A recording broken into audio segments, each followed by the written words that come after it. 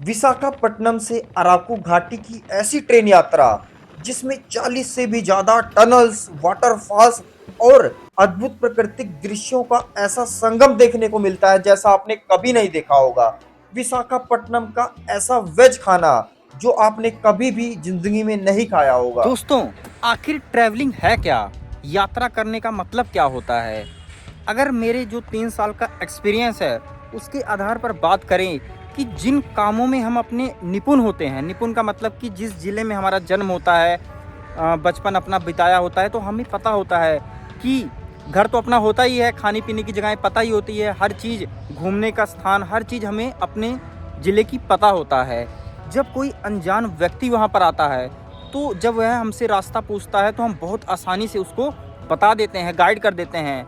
हर चीज़ हम आसानी से अपने ज़िले में कर सकते हैं, जीवन बहुत बढ़िया गुजारते हैं। लेकिन जब हम ट्रैवल करने जाते हैं, किसी अन्य स्थान पर जाते हैं, तो जिन कामों में अपने ज़िलों में हम निपुण होते हैं, उन कामों को हम बहुत अनजान तरीके से करते हैं। जैसे अगर हम किसी ज़िले में पहुँचे हैं, तो हमें ये देखना है कि हम रुकें कहाँ, हम खाएं क्या, यहाँ पर खाने की जगहें क्या है, घूमने की जगहें क्या है। जब हम घूमने जाते हैं तो साधन का प्रयोग करते हैं, रास्ते अलग अलग रास्तों में जाते हैं, क्या वहाँ का जाने का साधन है, कैसे वहाँ पर जाएं। तो जब इन चीज़ों को हम ढूंढते हैं, इनका जवाब ढूंढते हैं, उन चीज़ों को ढूंढते हुए जो एडवेंचर होता है रास्ते में, वही तो ट्रैवल कहलाता है, वही तो यादें होती हैं। तो जब तक यात्रा में कोई एडवेंचर ना हो तो आनंद ही नहीं आता। तो एक बहुत ही खतरनाक एडवेंचर मेरे साथ इस वक्त हो चुका है।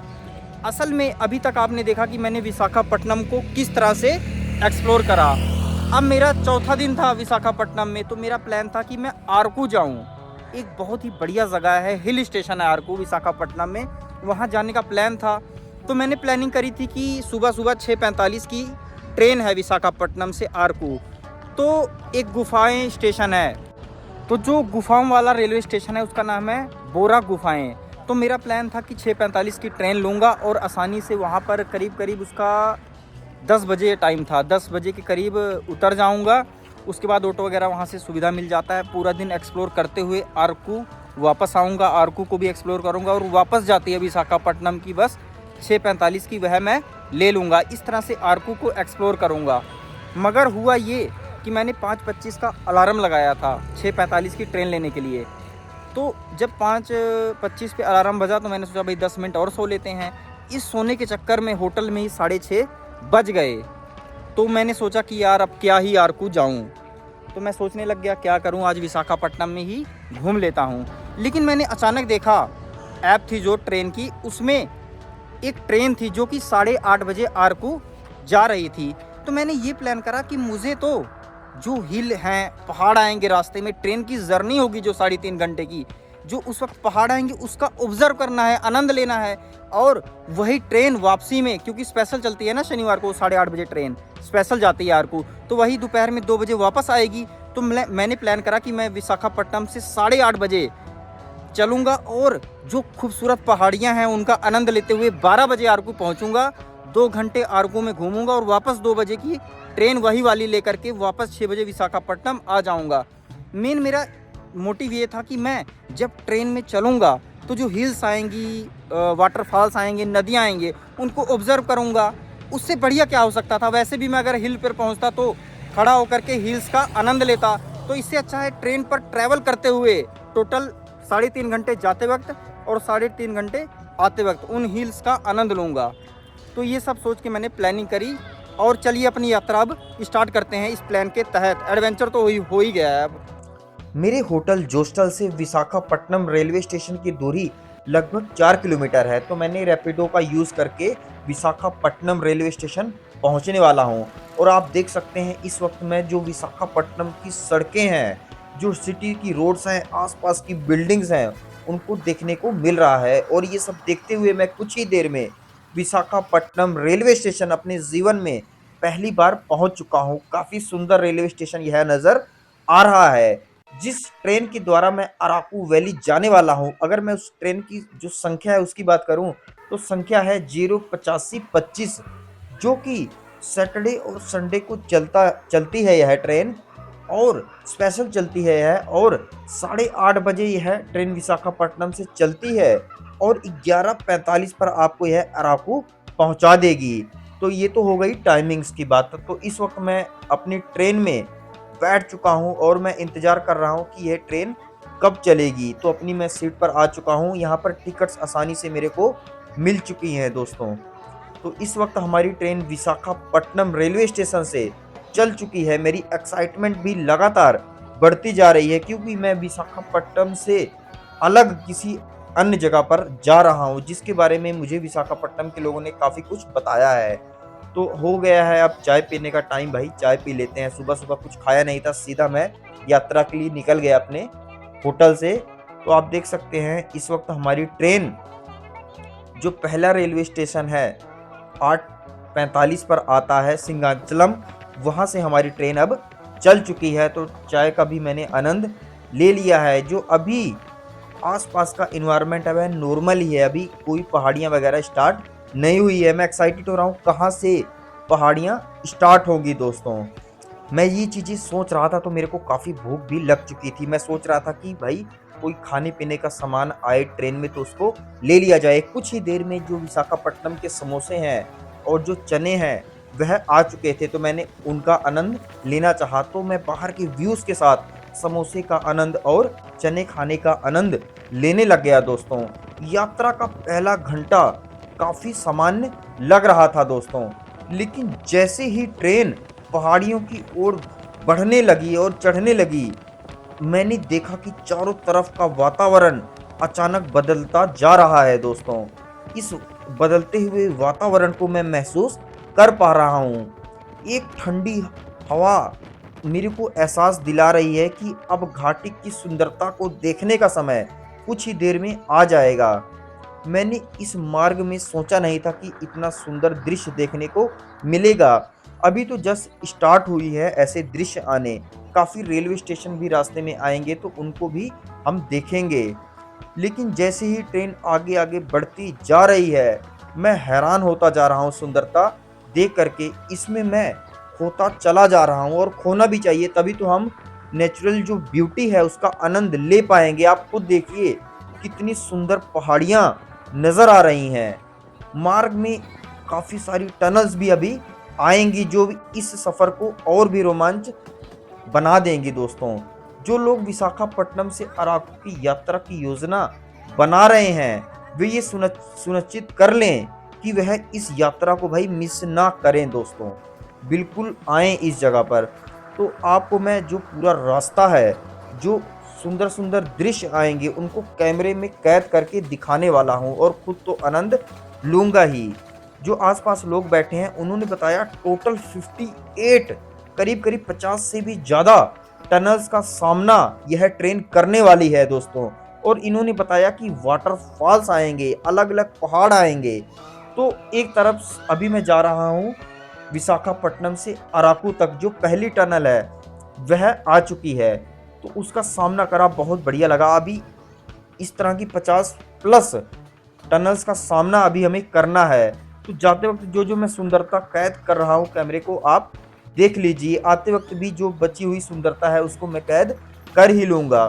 तो इस वक्त आप देख सकते हैं फिर से एक टनल आ गई है। जब टनल्स में ट्रेन गुजरती है काफ़ी तेज़ आवाज़ आती है और जो लोग हैं वह चिल्ला रहे हैं, आनंद ले रहे हैं। वीकेंड्स है तो उनको रोका नहीं जा सकता भाई, अपने में आनंद ले रहे हैं तो हम भी उनके साथ उस तरह की आवाज़ें निकालने लग गए।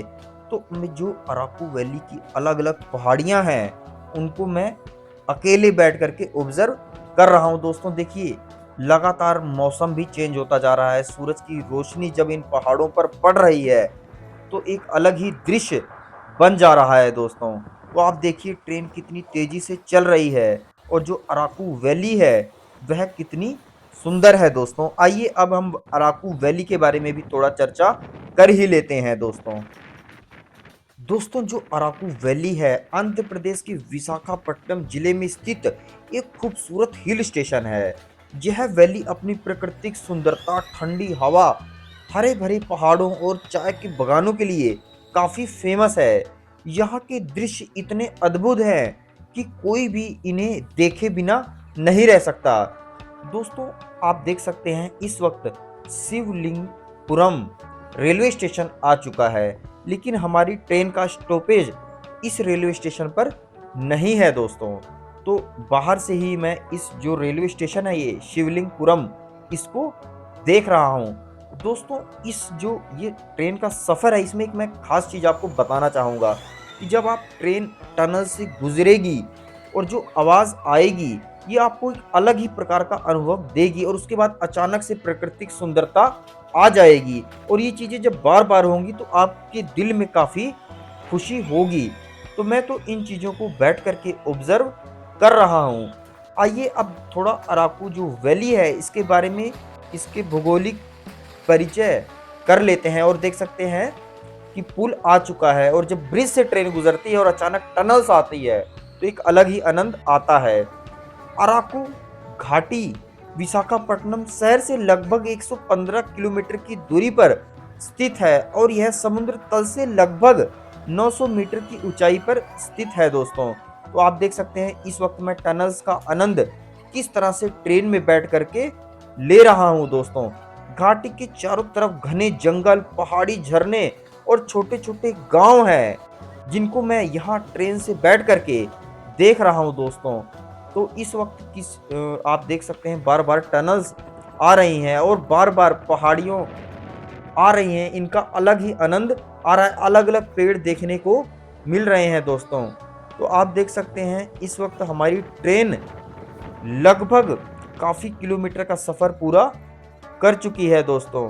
तो इस वक्त हमारी ट्रेन अपने जो 5th रेलवे स्टेशन है और करीब करीब इस वक्त 11 बज रहे हैं, बोरा गुहुलू रेलवे स्टेशन पर पहुंच चुकी है। अधिकतर जो सवारियां होती हैं यहीं पर उतर जाती हैं क्योंकि यहाँ पर गुफाएं हैं। लोग क्या करते हैं यहीं पर उतर करके, मेरा भी प्लान यही था, अगर मैं सुबह 6:45 वाली ट्रेन लेता तो मैं इसी रेलवे स्टेशन पे उतरता और अराकू वैली तक टैक्सी वगैरह बुक हो जाती है और भी साधन मिल जाते हैं। पूरा एक्सप्लोर करते हुए अराकू वैली पहुंचता, वहाँ भी एक्सप्लोर करते और शाम की बस लेकर के वापस जाता।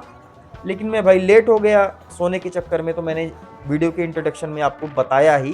तो मैंने सोचा कि एक ऐसा एडवेंचर करते हैं जिसने जो भी जीवन में किसी ने नहीं करा होगा, कि मैं इन पहाड़ियों का, झरनों का, टनल्स का एक्सपीरियंस लेते हुए अराकू वैली पहुंचूं, 2 घंटा अराकू घूमूं और वापस फिर से इन्हीं पहाड़ियों का आनंद इस ट्रेन से वापस लेते हुए शाम को 6 बजे विशाखापट्टनम पहुंच जाऊं। तो ऐसा खतरनाक एडवेंचर मुझे नहीं लगता किसी ने किया होगा। आप भी कर सकते हैं भाई दोस्तों। आखिरकार हमें क्या चाहिए? पहाड़ियाँ चाहिए, झरने चाहिए, टनल चाहिए, वाटरफॉल चाहिए।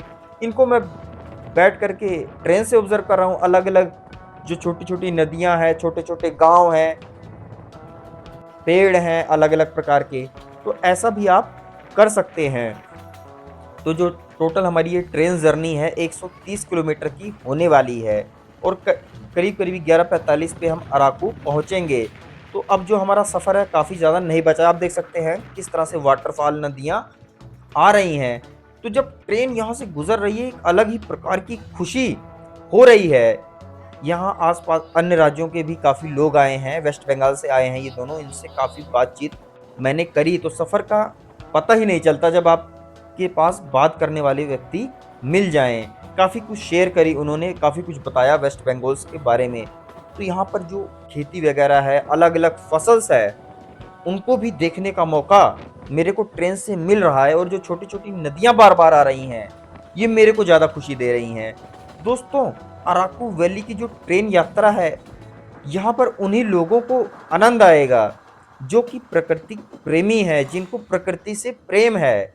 तो आप देख सकते हैं फिर से जो लैंडस्केप है, भौगोलिक स्थिति है, वह बदल चुकी है। पहाड़ियाँ थोड़ी दूर चली गई हैं और यहाँ पर कुछ मैदान दिखने लग गए हैं। अलग अलग जो सुंदरता आप मैं कैमरे में कैद कर रहा हूँ। तो दोस्तों कितना बढ़िया लग रहा है। अब मैं किसी भी वक्त, टोटल 11:40 हो चुके हैं, 5 मिनट के अंदर 11:45 पर मैं अराकू पहुंच जाऊंगा। और आप देख सकते हैं दूर से रेलवे स्टेशन अराकू दिख रहा है दोस्तों। तो काफ़ी आनंद आया दोस्तों। ये लगभग जो हमारा सफ़र था 3 घंटे 15 मिनट का था, तो ये काफ़ी शानदार रहा। तो इस वक्त मैं अपने जीवन में पहली बार अराकू रेलवे स्टेशन पहुंच चुका हूं। काफ़ी कम लोग हैं यहाँ पर, क्योंकि काफ़ी लोग, मैंने बताया ना वो जो गुफाओं वाला रेलवे स्टेशन है, वहाँ पर उतर चुके हैं। तो वन स्टेशन वन प्रोडक्ट वाली दुकान मैंने सबसे पहले देखी अराकू वैली में। तो इस वक्त मैं अराकू वैली के सामने पहुंच चुका हूं। अराकू वैली रेलवे स्टेशन के सामने आप देख सकते हैं यहाँ पर। और बाहर जैसे आया तो मैंने ऑटो ले लिया। दोस्तों, मैं ऑटो लेकर के जाने वाला हूँ अराकू वैली काफ़ी म्यूजियम, क्योंकि जब मैं अराकू वैली आ रहा था विशाखापट्टनम से ट्रेन द्वारा, तो जो मेरे साथ साथी बैठे थे उन्होंने बताया कि अगर आप मात्र 2 घंटे के लिए ही अराकू वैली जा रहे हो तो अराकू रेलवे स्टेशन के पास काफ़ी म्यूज़ियम है। म्यूज़ियम में आप चले जाना तो आपको काफ़ी जानकारी कॉफ़ी के बारे में मिल जाएगी। तो इस वक्त मैं ऑटो से उतर करके पैदल म्यूज़ियम की तरफ बढ़ रहा हूँ, तो मैंने देखा कि बस स्टैंड भी था अराकू वैली का, तो उसको भी मैंने देख लिया। तो इस वक्त मैं जो म्यूज़ियम है उसके काफ़ी नज़दीक पहुँच चुका हूँ। बाहर मैंने दुकान देखी, तो यहाँ पर जो यहाँ का फ़ेमस अराकू वैली का हलवा होता है, कई ऐसे आइटम होते हैं कि जो उस जगह को विशेष बनाते हैं। तो यहाँ का ये हलवा है, तो इसको मैंने चखा, जो कि काफ़ी टेस्टी लग रहा था। तो जब मैं म्यूज़ियम देख कर के वापस आऊँगा तो थोड़ा खरीद भी लूँगा। तो यहाँ पर काजू वगैरह भी मिल रहे थे म्यूज़ियम के बाहर, तो इन शॉप्स को भी मैंने देखा। तो यहाँ पर टिकट काउंटर आप देख सकते हैं म्यूज़ियम का, तो 20 रुपीज़ टिकट है इसकी। तो इस वक्त मैं, आप देख सकते हैं, मैं अंदर जा रहा हूँ। तो दोस्तों, अराकू वैली, जिसे पर्वतों की रानी कहा जाता है, जिस अपनी जो हरियाली है, हरे भरे काफ़ी के बगाने हैं और सुखद जलवायु के लिए काफ़ी प्रसिद्ध है। यहाँ का काफ़ी म्यूज़ियम काफ़ी प्रेमियों के लिए और इतिहास में रुचि रखने वालों के लिए ये इम्पोर्टेंट टूरिज़्म स्थल है दोस्तों। तो ऐसा है क्यों, मैं आगे भी आपको बताऊंगा, क्योंकि ऐसी चीज़ें हैं अंदर देखने के लिए। तो जो कॉफ़ी से तैयार हुए अलग अलग आइटम्स हैं यहाँ पर मिल रहे हैं दोस्तों। म्यूज़ियम में कॉफ़ी के इतिहास को भी बताया गया है, वहाँ पर भी हम चलेंगे, जहाँ कॉफ़ी के जो इतिहास है अराकू वैली में उसको विस्तार पूर्वक बताया गया है, प्रदर्शनी करी गई है दोस्तों। तो यहाँ पर अलग अलग जो आइटम बनते हैं कॉफ़ी के, मेरे को देखने को मिल रहे हैं। तो अराकू कॉफ़ी मैंने ले भी ली घर के लिए। तो यहाँ पर आप आकर के शॉपिंग भी कर सकते हैं इस म्यूज़ियम के अंदर। तो इस वक्त देख सकते हैं अराकू वैली की जो फेमस कॉफ़ी है उसको मैंने ख़रीद लिया है। और कॉफ़ी के जो अलग अलग आइटम्स हैं खाने पीने के लिए यहाँ पर मिल रहे हैं। तो जो खाने पीने के भी शौकीन हैं उनके लिए यह म्यूज़ियम उनको काफ़ी पसंद आने वाला है। तो जो एक एक आइटम कॉफ़ी द्वारा बनता है उसको मैं देख लेना चाहता हूँ। तो यहाँ पर केक भी देख सकते हैं, छोटे छोटे हमें देखने को मिल रहे हैं दोस्तों। अब चलते हैं उस म्यूज़ियम की ओर जहाँ पर अराकू वैली के इतिहास के बारे में काफ़ी कुछ बताया गया है। तो जो इसके इतिहास को बताते हुए तस्वीरें हैं, इनको मैं कैद कर रहा हूँ, किस तरह से यह कॉफ़ी अराकू वैली में आई और किस तरह से इसकी खेती स्टार्ट हुई।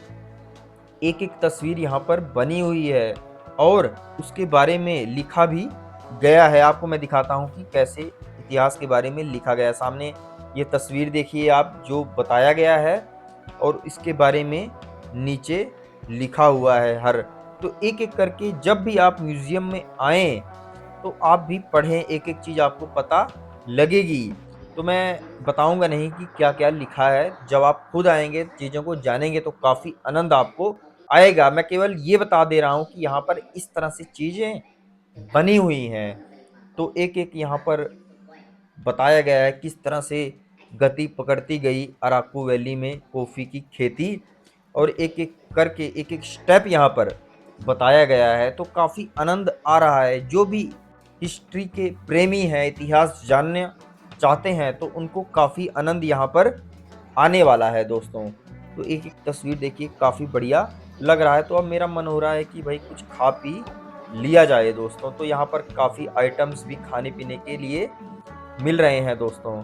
तो आप देख सकते हैं और भी यहाँ पर चीज़ें आप खरीद सकते हैं, जो कि अराकू वैली में जो ये ट्राइबल एरिया है यहाँ पर बनती हैं। तो आप देख सकते हैं विभिन्न प्रकार की चीज़ें, यहाँ पर आप शॉपिंग वगैरह भी कर सकते हैं। तो चलिए भाई, मेरा तो सैंडविच खाने का मन हो रहा है, तो मैंने एक सैंडविच यहाँ पर ऑर्डर कर दिया है, क्योंकि मुझे वापसी की 2 बजे की ट्रेन भी लेनी है। तो मैंने बता दिया भाई जल्दी-जल्दी बनाओ। तो हमारा जो सैंडविच है आ चुका है, तो इसका मैं आनंद लूँगा। तो बाहर आया तो मैंने काजू भी घर के लिए ले लिए। बाहर दुकान थी म्यूज़ियम के, तो भाई अलग कल्चर में आकर के अलग-अलग चीज़ें खरीदना, लोगों से बातचीत करना काफ़ी बढ़िया लगता है। तो इस जो हलवे को भी आप खाना बिल्कुल भी ना भूलिए। तो मैं फिर से अब जा रहा हूँ ऑटो लेने। चीज़ें तो मैंने खरीद ली हैं यहाँ पर। काफ़ी आनंद आया दोस्तों। इतना ही समय था, सीमित समय था।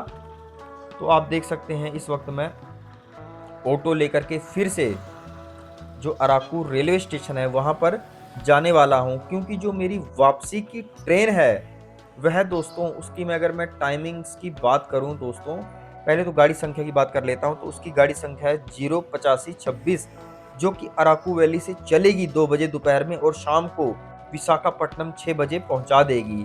तो इस वक्त मैं रेलवे स्टेशन की तस्वीरें कैद कर रहा हूँ। काफ़ी एक्साइटमेंट फिर से हो रही है, क्योंकि मैं ये सोच रहा हूँ कि जो शाम को व्यू क्रिएट होगा वाटरफॉल्स का, पहाड़ियों का, ब्रिजेस का, इतने ब्रिज आते हैं, वाटरफॉल आते हैं, जब ब्रिज से ट्रेन गुजरती है, टनल से ट्रेन गुजरती है, तो कितना आनंद दोस्तों आता है। तो हमारी ट्रेन तो लग चुकी है, तो कुछ देर में हमारी ट्रेन भी चल जाएगी। तो अब भाई फिर से आनंद लेने का समय आ चुका है दोस्तों। तो जब भी ट्रेन चलेगी तो भाई अपना आनंद लेंगे। तो इस वक्त मेरी ट्रेन में सीट बुक नहीं है। इस बार मैंने प्लान करा है कि मैं जो जनरल बोगी है, जनरल कोच होता है, उसमें सफ़र करूँगा। ट्रेन खाली ही है, तो भाई आसानी से सीट मिल ही गई है, दिक्कत लेने वाली कोई बात नहीं है दोस्तों। अब हम अराकू जो घाटी है, इसकी प्राकृतिक सुंदरता है, इसके बारे में भी और चर्चा करते हैं। अराकू घाटी का प्राकृतिक सौंदर्य बहुत ही अद्भुत है दोस्तों। यहाँ का ठंडा और ताजगी से भरा वातावरण आपको बहुत आनंद देगा। घाटी में हरे भरे जंगल, झरने और पहाड़ टूरिस्टों को बेहद आकर्षित यहाँ पर करेंगे। तो यहाँ पर मुझे नाइट कैंप भी नज़र आ रहे हैं। अराकू वैली में मुझे ऐसा लगता है कि यहाँ पर नाइट कैंप भी लगते हैं। तो दोस्तों यहाँ के जो हरे भरे जंगल हैं, पहाड़ हैं, अराकू घाटी चारों ओर से घने जंगलों से घिरी हुई है। यहाँ के पहाड़ हरे रंग से ऐसा लग रहा है ढके हुए हैं, जो इसे एक स्वर्ग जैसा बना देते हैं। यहाँ पर आपको ताजगी ही महसूस होगी। आपको ऐसा लगेगा कि आप एक नई दुनिया में प्रवेश कर चुके हो। यहाँ पर चाय बागान, अराकू घाटी के पहाड़ों पर फैले चाय के बागान बहुत ही सुंदर दिखते हैं। यहाँ के आदिवासी लोग परंपरागत तरीकों से चाय की खेती, कॉफ़ी की खेती करते हैं। चाय के बागानों में चलना और वहाँ की ताजगी को महसूस करना एक बेहतरीन अनुभव है। तो जो मेरी रेल यात्रा है फिर से स्टार्ट हो चुकी है। तो ऐसा खतरनाक एडवेंचर दोस्तों आप भी कर सकते हैं कि भाई 3 घंटे आप आने में लगाओ विशाखापट्टनम, 2 घंटे घूमो, विशाखापट्टनम कह रहा हूँ, अराकू वैली 2 घंटे आने में लगाओ और फिर अराकू वैली घूमो 2 घंटा, जिस तरह से मैंने कहा, और वापस जाते हुए इन पहाड़ों का और जो सामने टनल्स आ रही हैं इसका आनंद लो। अराकू घाटी में छोटे छोटे झरने और वाटरफॉल्स हैं काफ़ी। तो इन झरनों को गिरता हुआ देखना एक जादुई अनुभव है। यहाँ का शांत वातावरण और ठंडा पानी काफ़ी आपको बढ़िया अनुभव देगा। यहाँ की घाटियाँ, वादियाँ, घाटी में चलने से आपको चारों तरफ फैली हरी भरी घाटियाँ और वादियाँ देखने को मिलती हैं। ये दृश्य बहुत ही प्यारे होते हैं और आपको एक अलग प्रकार की शांति का अनुभव प्रदान करते हैं दोस्तों। अगर मैं अराकू घाटी के मौसम की बात करूं तो अराकू घाटी का मौसम पूरे साल घूमने के लिए अच्छा ही रहता है, लेकिन अक्टूबर से मार्च तक का समय यहाँ आने के लिए काफ़ी बेहतरीन है। इस दौरान मौसम ठंडा और सुहावना रहता है। अगर मैं गर्मियों की बात करूं मार्च से जून, तो यहाँ का तापमान लगभग 20 से 35 के बीच रहता है, लेकिन पहाड़ी इलाका होने के कारण यहाँ पर ठंडी हवा गर्मी को महसूस नहीं होने देती। और मैं बारिश के समय की बात करूं जुलाई से सितंबर, तो बारिश के दौरान यहाँ की हरियाली और भी बढ़ जाती है दोस्तों। बारिश में चलने से झरने और वाटरफॉल जो होते हैं बहुत ही खूबसूरत दिखते हैं। हालांकि इस समय जो रास्ते हैं फिसलन भरे होते हैं, इसलिए बारिश के मौसम में सावधानी भी बरतने की ज़रूरत होती है।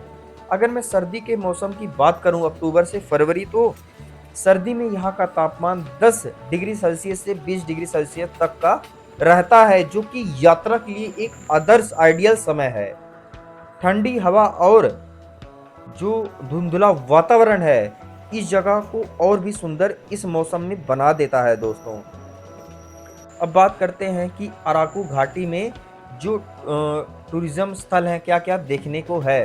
तो दोस्तों इस वक्त आप जो ये ट्रेन का सफ़र चल रहा है, मैं तो आनंद ले ही रहा हूँ, अराकू वैली की चर्चा कर ही रहा हूँ। तो आप भी फिर से वह रेलवे स्टेशन आ चुका है शिवलिंगमपुरम।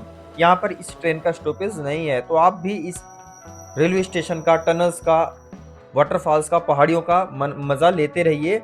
और तो हम अराकू वैली के बारे में चर्चा तो कर ही रहे हैं।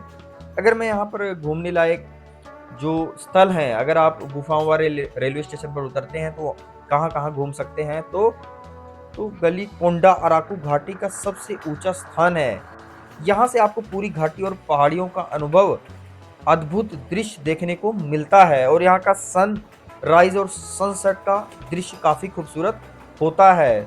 और भी यहाँ पर वोडा वाटरफॉल है, चाय बागान है, और भी काफ़ी वाटरफॉल्स हैं। अगर आप उस तरह से प्लान बनाते हो, जो प्लान मैं मिस कर चुका हूँ कि गुफाओं वाले रेलवे स्टेशन पे उतरो और जो यहाँ का अराकू वैली की चीज़ें हैं उनको एक्सप्लोर करो, तो ये चीज़ें मेरी लिस्ट में रह ही गई हैं कि अराकू वैली में क्या क्या घूमने को है। तो जब भी मैं जीवन में कभी और आऊँगा अराकू वैली, तो जो चीज़ें मैं घूमने के लिए रह गई हैं ना उनको घूमूंगा। लेकिन जो इतना खतरनाक एडवेंचर मैंने, भाई मेरे साथ तो ये एडवेंचर हुआ है खतरनाक कि 3 घंटे आनंद लो भाई ट्रेन के सफ़र का, और वापसी में भी 3 घंटे आनंद लो, 2 घंटे ही घूमो अराकू वैली। तो ऐसा खतरनाक काम मुझे नहीं लगता आज से पहले किसी ने किया होगा। तो एक हर बार एक नई चीज़ डेवलप्ड होती है, तो एक मैंने नया कॉन्सेप्ट यहाँ पर डेवलप्ड कर दिया है अराकू वैली को घूमने का, कि भाई जब स्पेशल ट्रेन चल ही रही है 3 घंटा मस्त आओ, अपना हिल्स देखो, पहाड़ देखो, खेत देखो, वाटरफॉल देखो, टनल्स देखो 3 घंटा, और फिर अराकू वैली में अपना खाना पीना खाओ, जो भी करना है, या म्यूजियम घूम लो, और वापसी में फिर से जो शाम का मौसम होता है उसका आनंद लो, जिस तरह से मैं अभी आनंद ले रहा हूँ।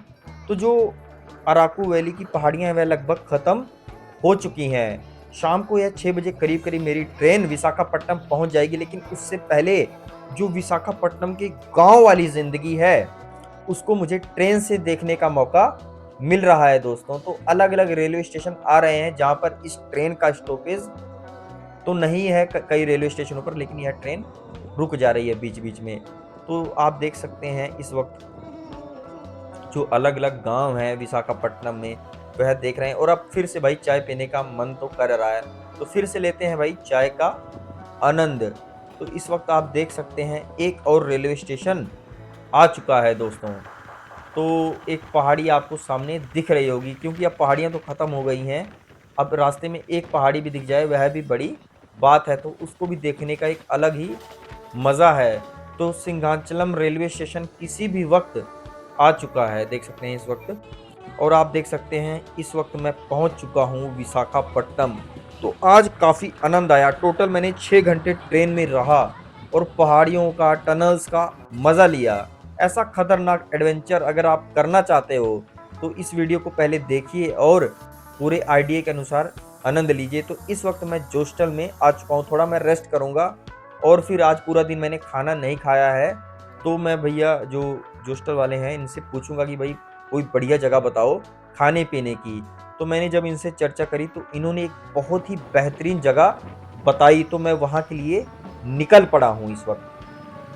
तो दोस्तों इस वक्त मैं जा रहा हूँ सब्यागरी होटल, जिसके बारे में मेरे को जोस्टल वाले भैया ने बताया। तो उन्होंने बताया कि यहाँ पर आपको जो आंध्र प्रदेश का खाना है वह खाने को मिलेगा। विशाखापट्टनम का एक प्रसिद्ध और पुराने समय से चला आ रहा यह रेस्टोरेंट है, जो अपनी सादी और स्वादिष्ट आंध्र भोजन के लिए जाना जाता है। यह होटल विशेष रूप से पारंपरिक आंध्र स्टाइल के व्यंजनों के लिए मशहूर है। और दोस्तों यहाँ की जो भोजन शैली है, स्थानीय लोग इसे काफ़ी पसंद करते हैं दोस्तों। तो इस वक़्त मैं उस होटल में पहुँच चुका हूँ और खाने-पीने का काफ़ी आनंद मैंने यहाँ पर लिया। जितने मर्ज़ी अमाउंट आप ले सकते हैं, कोई फ़िक्स अमाउंट नहीं है, जितना आप खाना है खा सकते हैं। तो इतने ज़्यादा आइटम्स हैं कि भैया बता रहे हैं कि अभी तो आपने केवल 70% ही खाया है। तो अगर अभी मेरा पेट भाई मेरी इतनी है नहीं खाने-पीने की कैपेसिटी, तो मैं टोटल 70% ही आइटम खा पाया हूँ। कहाँ लोग 100% सारे आइटम लेते हैं और फिर से दोबारा लेते हैं। ख़ास तौर पर जो मेरे को यहाँ की मिठाइयाँ हैं, काफ़ी पसंद आई दोस्तों। तो सबसे पहले आपको मैं दिखाना चाहूँगा कि जो-जो आइटम्स यहाँ पर मिल रहे हैं। तो नाम तो मेरे को इतना इनके बारे में नहीं पता है, लेकिन आप वैसे देख लीजिए कि क्या-क्या आइटम यहाँ पर मिल रहे हैं। ये जो होटल है विशाखापट्टनम में काफ़ी इसके बारे में माना जाता है, काफ़ी फ़ेमस है और लंबे समय से स्थानीय लोग और टूरिस्ट यहाँ पर आते हैं। अगर मैं कॉस्ट की बात करूँ इस वेज थाली की तो 290 कॉस्ट थी। तो दोस्तों आपको ये वीडियो कैसी लगी? कमेंट करके ज़रूर बताइए।